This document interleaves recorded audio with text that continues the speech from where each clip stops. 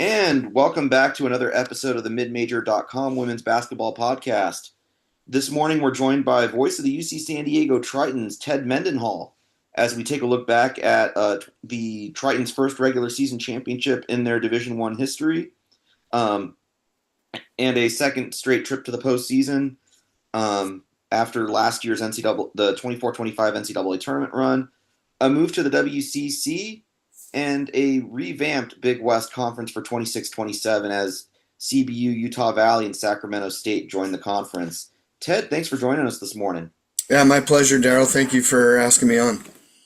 First of all, you've been with the Tritons through the end of the Division I era and into the transition, Division II and into the transition for Division I. What did, obviously in 25 they made the NCAA tournament, being the only program to have both men's and women's get through in the same year. What did it mean for UCSD to follow it up last year with a share of the Big West regular season title? It meant a lot. It was really a continuation of the momentum from the end of that previous season. Vanessa Nygaard had come on as sort of a consultant and then was hired mid-season as an assistant and ultimately as the associate head coach under Heidi Vandeveer. And I think Erin Condren, the centerpiece of this team and literally the center of this team, really benefited from her addition. If you've ever met Erin, she's one of the nicest people you'll ever meet. And she wasn't really able to separate that kindness in her everyday life and on the court. And Vanessa Nygaard really helped her to sort of get that nasty side on the court. And, if she took an elbow, she returned an elbow, and she found a way to fight for rebounds. She found a way to finish plays inside. So no matter who had great seasons, and certainly Michaela Rose was one of the MVPs of this team. There was the health of Rosa Smith, which played a large factor. Make no mistake that when Heidi Vandeveer has a team that was as good as this team was this past season, you can look and see that she has a good front court. And that started with Erin Condren. And it really, that the previous year was sort of a magical run in the Big West tournament. This one was leading from start to finish and going from being the hunter to the hunted. And I specifically asked Heidi Vandeveer about that. What's the mindset like between you were the hunter last year and now you're the hunted? And she reminded me, hey, Ted, that's what we were for the last several years on the Division II level. All we're doing is getting back to that level. And she's exactly right. In athletics across the board, and in particular in women's basketball, it's that feeling that, like, okay, they're back to where they're used to being and where they feel like they should be moving forward. And, you mentioned that transitional process. What has it been like to take UCSD through the 2-1 transition from the broadcast booth, right? The last couple of years of the CCAA and into this Big West era, and obviously now looking at one last year of the Big West. Yeah, I think it was a challenge, mostly for the administration. I mean, we did that right in the middle of COVID.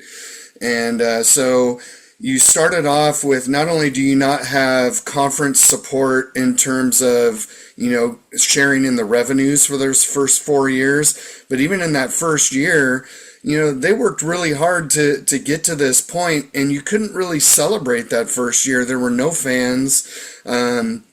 Steve Quiss and I were broadcasting from the top of the stands. We couldn't even interact with the team for the most part.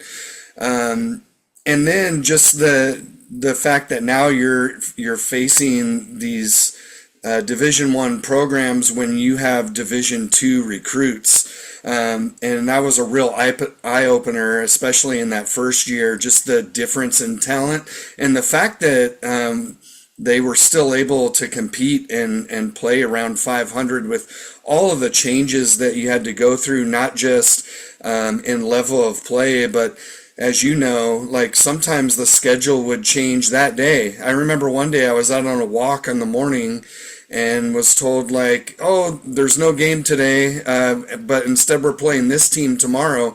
And usually I'll take 2 or 3 days to prep for a game, and all of a sudden it was like, all right, well, I need to at least get the roster and know, a little bit about this team. But so that was the initial challenge, and then you could just see the progress both with the men's and the women's in terms of recruiting. You start to get bigger, faster, more skilled players. You start to get players from across the country on a more regular basis, which really seems to be a must in this day and age in college basketball, no matter what level you're talking about.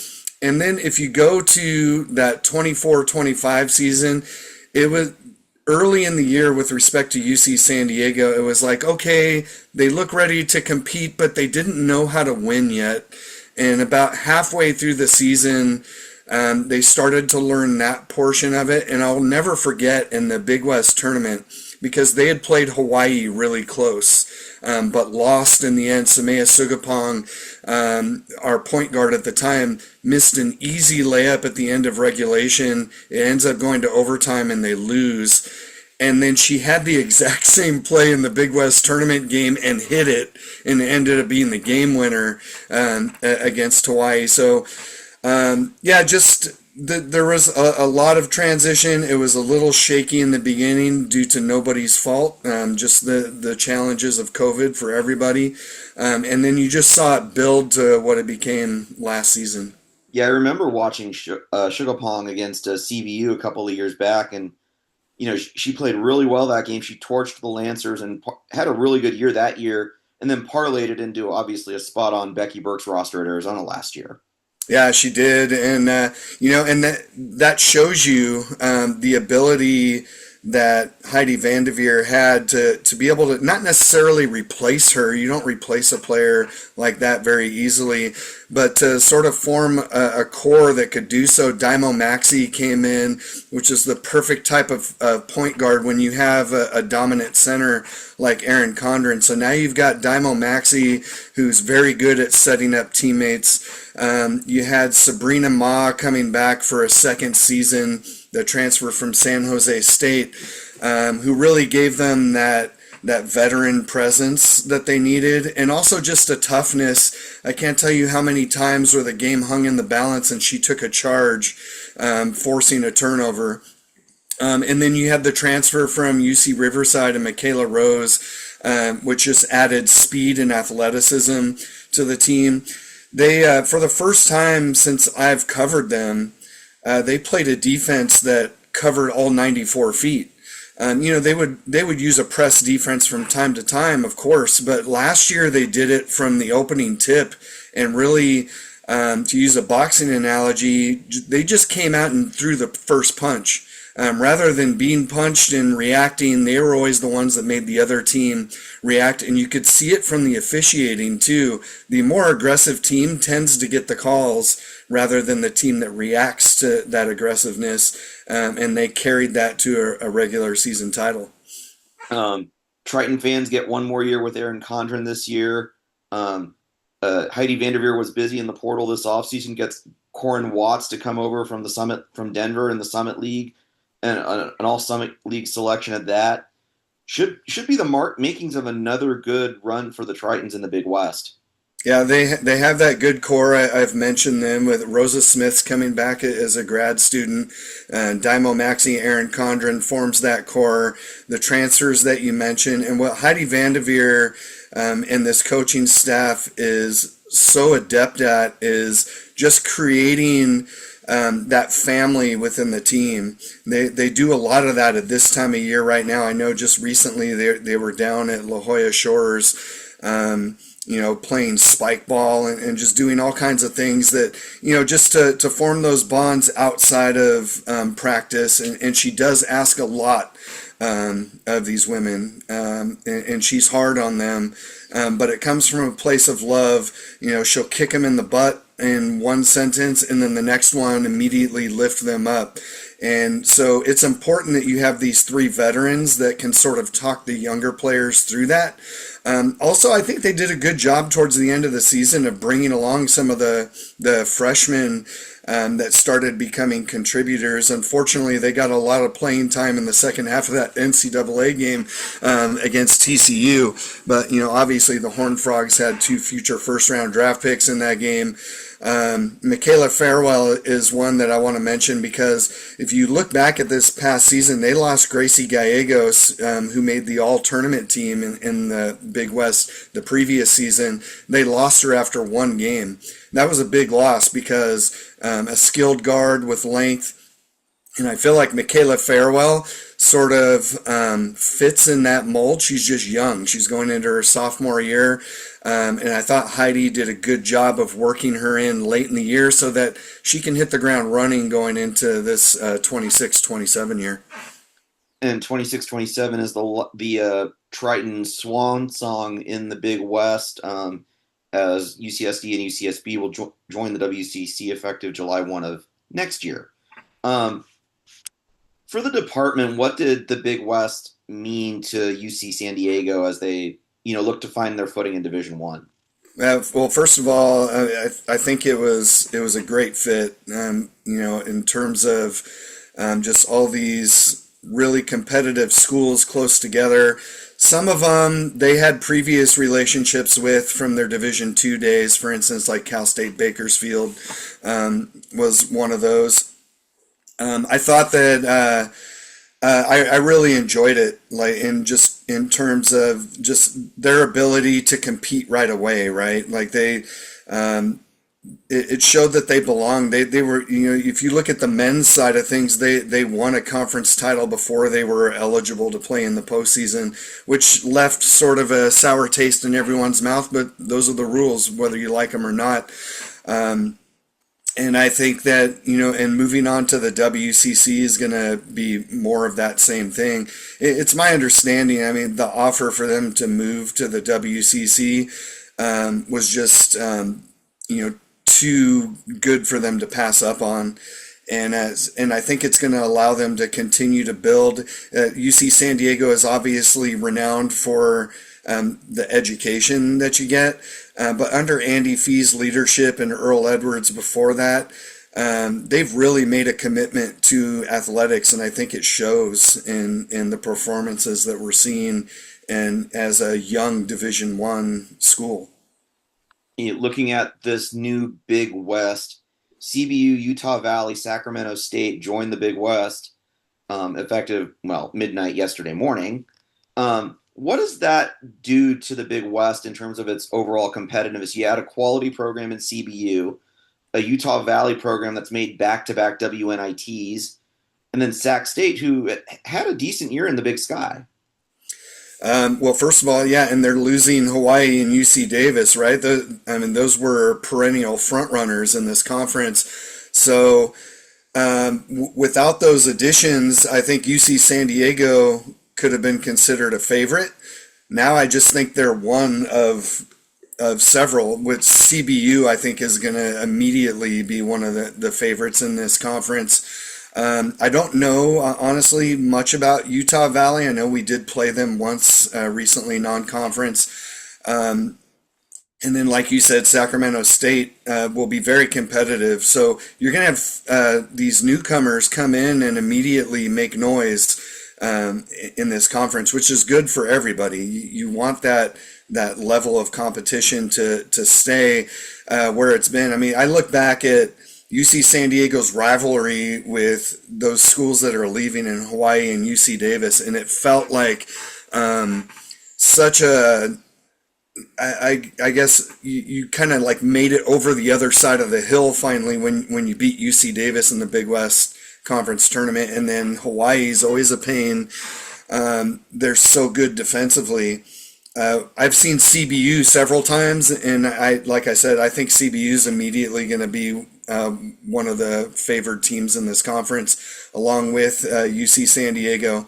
And I think there's not going to be any drop in competition with these three newcomers.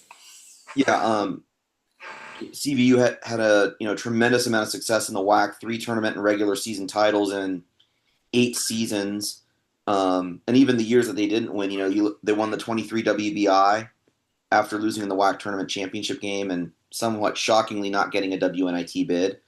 Um, Utah Valley, like I said, back-to-back WNIT bids, and on the men's side, their men's team will immediately raise the level of competition in the Big West. And Dan Nielsen's women, I know he's reloading after graduating 4 starters, but when you get to the Utah Valley game and you start prepping Utah Valley, the story there is going to be defense. One of the top 50 defenses in the country in turnovers, forced, and steals, and a couple of other defensive categories. Yeah, well, that's good. I mean, that kind of fits right with a lot of the top teams in the Big West. When you look at UC San Diego, and then the two that left, UC Davis and Hawaii, that was the calling card for them. And you have some other schools that like to go a little more up and down. But there's a good balance in this conference, and I feel like they fit right in too. Like the travel's not ridiculous either. So the Big West and their decision makers did well in getting them away from the WAC. Yeah, you talk about Hawaii leaving for the Mountain West. That's going to definitely be a loss for the Big West. But in terms of the level of play, but you can't pass up a trip to Hawaii, right? Even if you're not going to get a whole lot of time on the beach, right? I was a little bitter about that because this past year we had a local radio deal. So all the men's road games were on radio and a handful of women's. Steve Quiss is the play-by-play voice for the men, and there were several games that he wasn't able to make, and I got to fill in. But of course, he was able to make the Hawaii trip, and so I always give him some grief for that because he wasn't able to make it to Bakersfield, but he was able to make it to Hawaii. Gotcha. As I don't know if like as a broadcaster you start your work yet, or you wait for the end of fall to start getting ready for winter. But as you look at the Big West, what initially excites you about 26-27 and these 3 newcomers? And because I think it's going to be one heck of a regular season race. No, I completely agree. I haven't dove too deep into it yet. But I mean, just the fact that what UC San Diego did these last 2 years is rare in this conference. To win the conference in back-to-back seasons, I don't think it had been done, and you can check me on this, in at least 10 years. So for UC San Diego to be looking to run it back for a 3rd straight year, that's exciting to me just to see how that plays out. But then with these newcomers coming in, I just feel like this is going to be one that's not going to be decided until we get into late February and early March. There's going to be a lot of scoreboard watching late in the season to just try to get into the Big West tournament. And as you know, yes, you'd like to win the regular season, particularly in the Big West where you get a double bye right to the semifinals. But just to get in. Once you get in, you've got a shot. As UC San Diego proved 2 years ago when they got the single bye. Now, if you get in without a bye, that's tough. In that final against Hawaii, Hawaii was dominating that first half of the game. And the Tritons sort of just kept playing that press defense and wore them out. They were playing their 4th game in 4 days.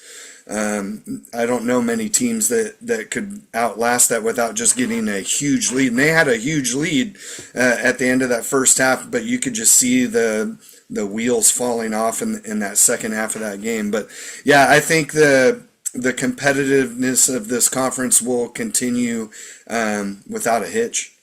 You talk about the double bye format protecting the 1 and 2 seeds.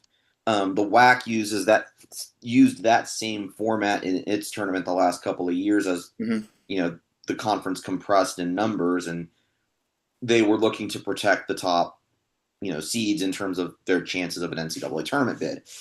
But then you look at, I don't know if you've been keeping up with Twitter the last week or two, the reaction from the Missouri Valley folks as they adopted that format. And in the Missouri Valley, it's like they're acting like the sky's falling.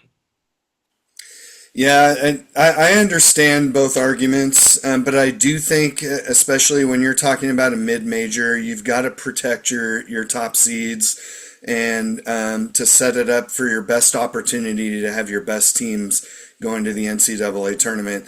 Obviously, it didn't work out in this case. UC San Diego had a great year, but then they get TCU in the Fort Worth bracket, and I mean that was tough. That in the first half of that game, I'm doing the halftime show, and it's not like you're gonna really try to put lipstick on a pig at that point. You have to just kind of you just have to kind of own it, right, and then just celebrate what got you to that point. But I think ultimately, when a conference does that, that's all they're trying to do. They're trying to put their best foot forward and not have potentially a first round upset. Just and Cinderella runs are great for fans and stuff, but when Cinderella then goes and has to go face a number one seed, a potential number one seed in the NCAA tournament, reality hits in a hurry. So your goal really is to get your best team in, and then hopefully they get into that, 32, final 32, and, put a feather in your cap for getting a win in the NCAAs. Yeah, I think it's tough on the mid-major level of things because for the most part, you are judged for what happens in 4 days in March. You are. A lot of folks don't really look at what happens during the 3-month regular season, place a whole lot of value on it other than folks like you and me and coaches and conference office people. To us, a 4-month regular season, we look at, right? But on the outside, programs like a UC San Diego, UCI, CBU, LMU from last year, they're judged on what happens in 3 or 4 days in March, right? At a neutral venue. And to me, that's somewhat not right. Yeah, it's not right, but I mean, what can you do about it? There's not really much you can do. It's a national audience. You have some people that don't start watching until the NCAA tournament, So the ones that you're trying to draw in are your local fans, to get them excited to see that you're a consistent winner. UC Irvine's a great example, a team that's just a perennial winner, that's a favorite every year. Before you even look at the rosters, that they're going to be at or near the top and competing for NCAA tournaments. But even they get to the NCAA tournament and they might play a valiant game, but if they don't win, that's all that they're judged on. You look at UC San Diego when they both made it for the first time. Both actually played reasonably well. They just, I think they both had nerves. You look at, for the women, for example, in that first half, there were so many things that happened that were just uncharacteristic of them. Just unforced turnovers, missing easy layups, and it was nerves. And then you look at the men, and they were playing against Michigan, and I think they were a little intimidated by the big stage and by the size of that Michigan squad, but they went in and made that a 5-point game late in the game. And so, for us, we look at that and appreciate the fact that, if they had come out and played their game, hey, maybe there would have been an upset. But to Joe fan out there that's just tuning in because it's March Madness, they may not appreciate that the way that we would. What was, the buzz around the RMAC last year? I mean, for the longtime Triton fan, right, that had been with the program since the Division II days, to see this, the first regular season banner go up in the RMAC. What was that experience like? As you chatted with Triton's fans after games, or as you're doing whatever in San Diego, what's that experience been like this offseason? It's been really cool, because there is a buzz around UC San Diego basketball, and even when they were dominating at Division II, they didn't have this kind of a buzz. I think the most important thing when you talk about UC San Diego is the students have started showing up. And for the longest time, it didn't matter how well they were playing.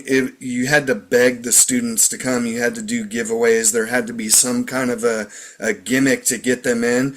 And there is still a little bit of that, but now like they've got a core of fans that show up, and that's so huge. Not only for the women, but also for the men. The men are playing to packed arenas on weeknights now. The women are drawing in really good crowds, especially for their weekend games. And I'm hoping that it'll continue to grow after another NCAA tournament run. When you talk to people about UC San Diego, families are starting to bring their kids, and that's where you start to get your future fans. And when I'm not broadcasting, I actually work at an elementary school, and I have several parents that have bought season tickets specifically to be able to bring their kids and expose them to college basketball. And it's Division I basketball. So when UC San Diego hosts San Diego State or USD, that's a big deal for this local community to see, like, oh, they're playing Division I basketball, and so there is a buzz around it. There is room for more, but the season tickets have been selling on a more regular basis, and so now we're starting to see people sitting on the floor, getting to know the families a little bit. We have a group that sits behind us. When we finish broadcasts that we talked to. Sabrina Ma's family was great. I'm going to miss them. They were there for every game. They sat right across the court directly from us, and as they made this run this year, it was cool to get to know the players' families as well. I think that's the best part, right? Is we see the play on the floor, but getting to know the folks that are around these players and around these programs as they, you make runs like this, right? I think that's the best part of what we get to do. Yeah, it is. After UC San Diego eliminated Hawaii and won the Big West, it was kind of cool to see both ends of the spectrum. So I went back out to just drop some stuff off in the car in the parking lot and went back in to enjoy the celebration. Well, back behind the arena were the Hawaii parents and students, and so you got sort of a small peek at the raw emotion that happens after that, how much it means to so many people. And then I got the other end of the spectrum and saw that raw emotion. Just you couldn't help but have tears in your eyes yourself, like seeing Sabrina Ma hugging her father after they won, and other players like that. Michaela Rose, who just like pours her heart and soul out on that court. Having done some post-game interviews with her, I can tell you, like, she has left it all on the court. She barely has enough breath to answer a question after a game because she's put that much into it. Rosa Smith, who came back from leg injuries, and my broadcast partner is Madison Baxter, another former UC San Diego guard, who played against Rosa Smith, but only in practice because she was always hurt during her time.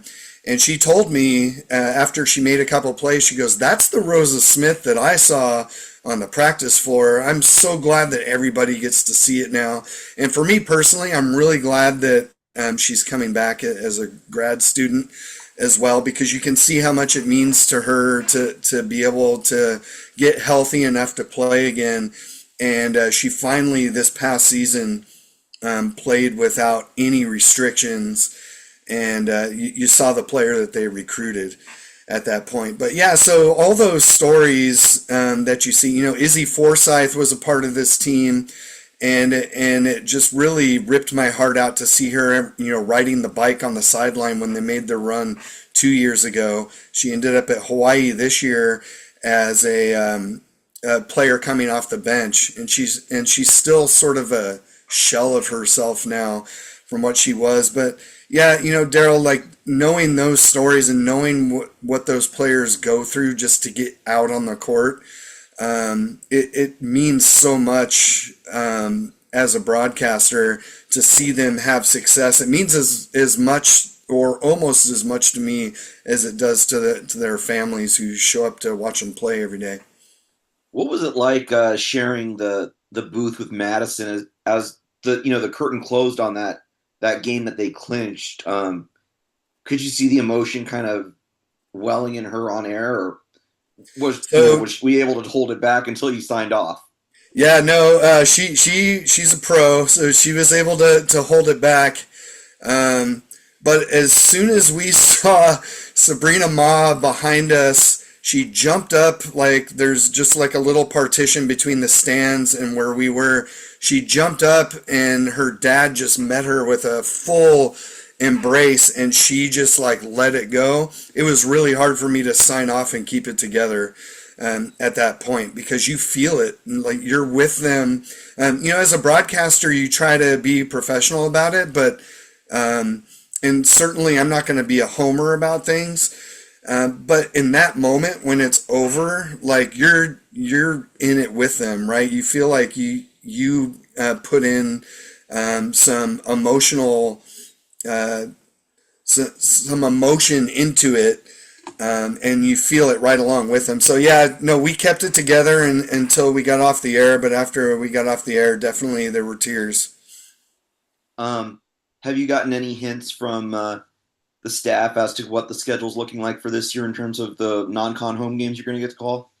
I have not seen anything non-conference yet. I got a sneak peek at the Big West schedule, which is going to start in early December, but nothing non-conference yet. How interesting. Okay, so in the WAC, we had one year where we played a couple of games in December, but it was like late December, if memory serves. The Big West is starting that first week of December, if I remember looking at CBU's schedule correctly. Yeah, I think you're right. I think the year before we started in late December as well. I'm scrolling right now to see if I can find where I got that. I can't give it away, but I can at least give you an idea. Let's see. So, yeah, December. Yeah, first week of December is when it's starting this year.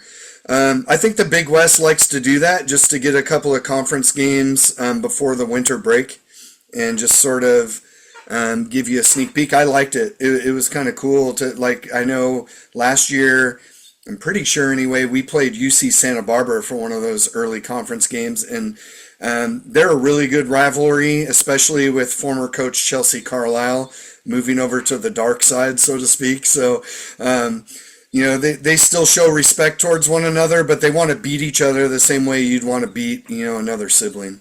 Yeah.